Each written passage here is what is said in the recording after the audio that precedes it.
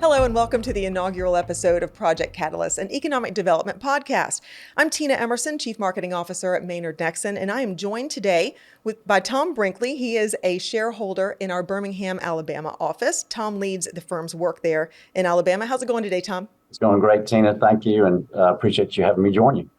Absolutely. We're so happy to have you here today, along with our guest. So to kick off this podcast, we are speaking with economic development leaders in three leading Southeast states: Alabama, North Carolina, and South Carolina. Today, we're starting in Alabama with Greg Barker, the president of the Economic Development Partnership of Alabama. And Greg joined the EDPA in June of 2020, following 18 years with the Alabama Power Company. And in 2010, he was the first recipient of the Dave Eccles Distinguished Service Award, presented by the Alabama Development Office for exemplary work in economic development. Thanks so much for being here today, Greg. Great. Thanks, Tina. It's great to be with you.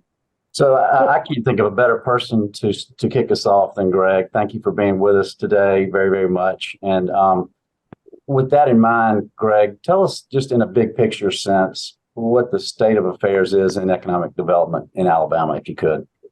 Yeah, Tom, as you know, I mean, it's really a banner time for Alabama in economic development. You know, I mean, we've traditionally been really, really strong with industrial attraction, advanced manufacturing and the like. And fortunately, that continues for us with world-class companies, you know, like Mercedes and Honda and Hyundai and Airbus, and the list goes on and on. I better quit naming them, or somebody will be conspicuous by their absence. But that continues, and we're really pleased with that. The other thing that we're really pleased with is the way existing companies are reinvesting in Alabama. Last year was a record year for Alabama in total capital investment. A lot of that was reinvestment from existing companies. So there's just no better validation for your community, your state, than somebody that's willing to reinvest. And so we're really pleased with that. And Tom, something that's really kind of come on really strong in Alabama in the last 10 years, kind of one of those things where, you know, we're an overnight success after 10 years of hard work, has been innovation and entrepreneurship. You've really started to see some really, really interesting scalable technology companies and the like start to grow in Alabama. So when you think about all three legs of the economic development stool, being innovation, entrepreneurship, existing business and new business attraction, all three of those things, Alabama's really doing well in all three. We're blessed. Well, you certainly have a lot to brag about there in Alabama. Tell me about how that compares to the other states in the Southeast. I know you're always competing with your neighbors. Yeah, for sure.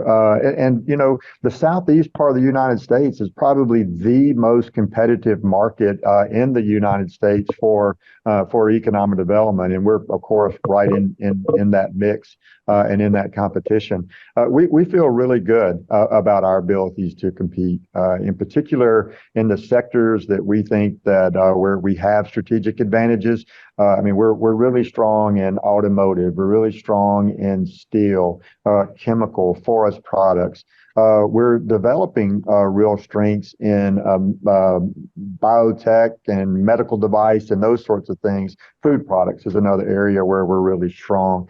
So we feel really good about our abilities to compete in all of those sectors. And when you start looking at a lot of the announcements that, excuse me, when you start looking at a lot of the announcements that I had already talked about, whether that's new companies or startup companies or expanding companies, they're in those sectors and they validate that, Alabama's competitive position.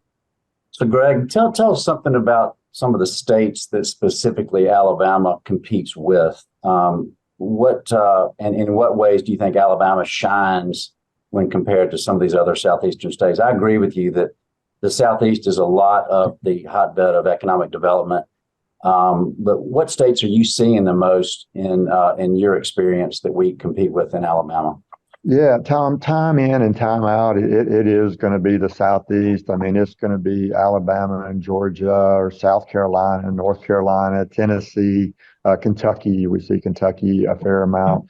I mean, even in automotive, we'll see like Michigan and every once in a while Indiana. But and then with the emergence of electric vehicles and that supply chain, there's even been a few states in the western part of the United States that we compete against. But on a regular basis, it's really the South Carolina, North Carolina, Georgia, Tennessee, Kentucky, Mississippi. That's what we see time and time and time again. And we feel good about the way that we stack up. We don't really try to, focus. We try to focus on our strengths when we think about how we compete. And here's what our strengths are. Our strengths are first in workforce development. We have Alabama Industrial Development Training, AIDT. They are been a pre-employment training program in Alabama since 1971. They have a rich history of being able to build labor force and labor pools for employers, and it's proven to be really, really successful. We've got better connectivity than we've ever had between AIDT and the community college system and others. So, the pipeline of people that could go into the pre-employment training program is as good as it's ever been. We focus on our support and incentive programs a good bit in Alabama, and we feel good about that. This past year in the legislative session, our legislature saw fit to pass 4 different economic development bills. It was part of the governor's game plan. And we did a real thorough analysis looking at Alabama's tax structure and incentive structure as it compares to really predominantly the states that we just mentioned, to be sure that we're competitive for the types of companies that we want to attract to Alabama. And we're very competitive. I mean, we're very confident that when you look at how Alabama stacks up for capital-intensive advanced manufacturing, labor-intensive advanced manufacturing, larger technology-type companies, smaller tech companies, we have an array of support and incentive programs that make us very competitive with those communities or states. The other thing that we're really doing more now that we feel really good about, Tom, is that we're kind of victims of our own success in the regard that we started to have a void of quality business and industrial parks. And it was really important for Alabama to make some investments in that so that communities could make sure that we had prepared product. There's a lot of economic development site selection consultants that say if you don't have any products, you don't have any projects. And we believe that to be true. And so the state of Alabama is now investing $40 million in the development of industrial and research and business parks and sites around Alabama. So in a nutshell, we feel really good that we're competitive from a tax and incentive and cost perspective. We feel good that we're competitive when you think about labor force, and we feel good that we are competitive and will be even more competitive when you start thinking about things like industrial sites and parks. So Greg, you and I have been involved in economic development a very long time, probably longer than we would like to admit. Tell us a little bit about the history or how we've changed in economic development. You've touched on this, but what are some of the ways that we've changed in our approach in attracting industry in economic development over the last, 20 years or so? Yeah, the first thing, you're right, we've kind of already touched on it a little bit, is that there was a time in Alabama when we talked about economic development, we really just meant business attraction. And not only that, we really just meant industrial attraction. I mean, we would say economic development, but really it was just industrial attraction. It's so much more than that now, so much more than that now. We really are good with innovation, entrepreneurship, and we've proven that that's a good long-term strategy. I'll give you a quick example with that. Tom, you remember when we started Alabama Launchpad here at EDPA, which is a business plan competition for seed stage and concept stage companies. And it's 16 years old. We do it 3 times a year. Those companies that have been winners of that competition over the last 16 years, they collectively employ more than 1,000 people, and they collectively have a valuation north of $1 billion. It's pretty impressive when you think about they started as, concept and seed stage companies. So, when we talk about innovation and entrepreneurship, I mean, we've got proof positive that it really, really works here. There's a great network and framework for mentors and the like in Alabama, mentorship, but then also access to capital and those kind of things. But that's been probably the biggest shift that I've seen, Tom, is that we really have a holistic view of economic development in Alabama that, we used to just talk about, but now we actually put it into practice. And then the other thing that I think we're just better at doing now because we recognize the need is we're better at preparing for success. I mean, everybody's heard that old saying, the will to win means nothing without the will to prepare. Well, Alabama is really, we're ready to prepare now, as evidenced by the fact that, now we're spending $40 million to develop new sites and parks around Alabama. Well, Greg, talk to us a little bit about the relationship between the economic developers around Alabama and the EDPA. Yeah. So Tina, let me take a step back. So EDPA is a 30-year-old statewide nonprofit economic development organization. So we were formed 30 years ago because you had business leaders in Alabama. They're like, look, we know how to consistently plug in and be involved at the local and regional level. Could be a chamber of commerce, economic development board, industrial development authority, could be a range of things. But there was no place to consistently plug in at the state level to be involved in economic development, blocking and tackling day-to-day activities, and also setting strategies and policies. And so that's how EDPA that's why EDPA was created, and we've sustained these 30 years. So when you think about how we work with communities and really our state partner, the Alabama Department of Commerce, who we consider them all customers, first of all. If we do a good job doing what we do for them, then Alabama is going to be in a better position to attract and grow companies. But we support them in one of five ways. One is we generate business attraction leads for Alabama. We are always proactively looking for the next opportunity in Alabama in those sectors that we talked about. Two, we're involved in innovation entrepreneurship. The business plan competition, Alabama Launchpad that I mentioned, is a good example of what we do there. We're involved in economic development, research, and we're involved in business intelligence. Those are two different things. Business intelligence is the proactive research and due diligence to develop actionable business attraction strategies, looking for companies, executives, sectors. And then economic development research is helping communities with labor force analysis and information, documenting available buildings and sites. It's the basically all the types of things that a community would need to respond to an RFP or an RFI from a company. Another thing, the fourth thing that we do is talent. Alabama is like every other successful state in economic development. We have issues with workforce and labor that need to be addressed. And we do that with something that we call ALEX, which is the Alabama Experience. It's a 53-foot trailer that we take around Alabama to expose people to careers and the associated training opportunities in Alabama. And then we're involved with economic development policy. So I mentioned the governor's policy plans from last year. We don't lobby, but what we do is we try to be helpful thought leaders in thinking about, hey, if you're going to renew incentives or redo incentives, what would you do? And why would you do it? And we're helpful in looking at that. And then we're on the implementation side. So I mentioned this $40 million seeds program already. So we try to think about, okay, well, once these incentives are passed, what can EDPA do to make them be more effective?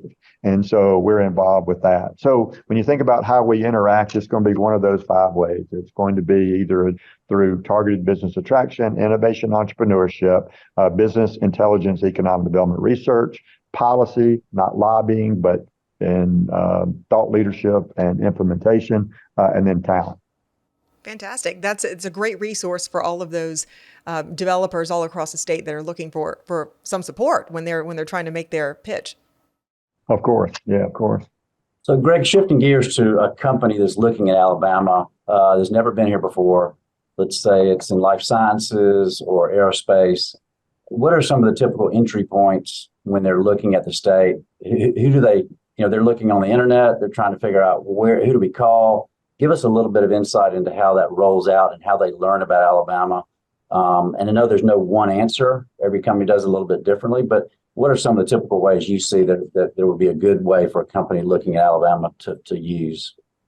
Yeah, so we get a lot of leads from our website. So EDPA.org, we house the state building and site database. So if you're an industrial company and you're trying to find the right kind of physical product, which candidly is becoming increasingly difficult to find in the Southeast because of all this previous success that a lot of states have enjoyed.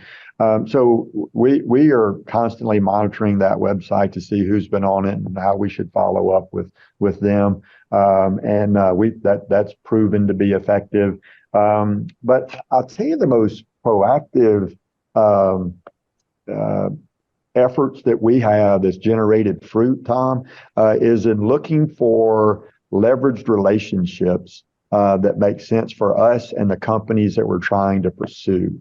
So I'll give you one example of what we're doing with that I think is really interesting and has proven it has already been successful.